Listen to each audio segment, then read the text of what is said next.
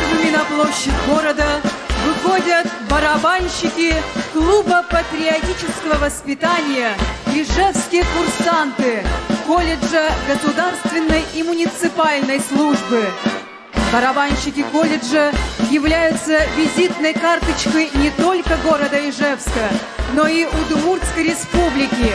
В декабре 2022 года ижевские курсанты удостоены гран-при открытого международного конкурса «Наш безопасный мир».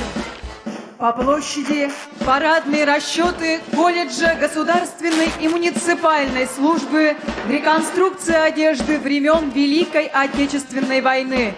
В руках курсантов пистолет-пулемет Шпагина, производство которого началось осенью 1941 года. Парадные расчеты в форме зимнего образца.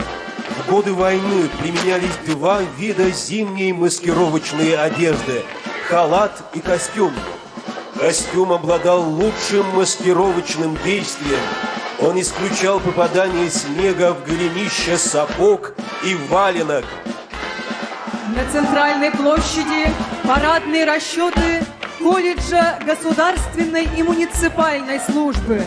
Дважды, в 2020 и 2022, вошел в топ 100 лучших образовательных организаций Российской Федерации, реализующих программы «Молодые профессионалы».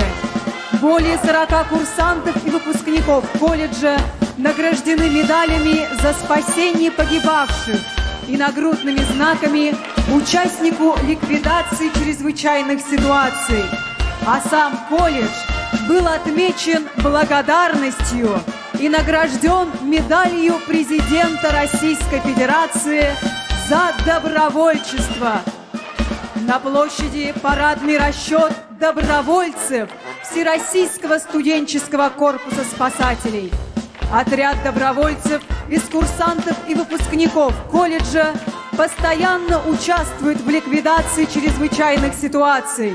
За проявленное мужество и героизм был отмечен благодарностью и награжден медалью президента.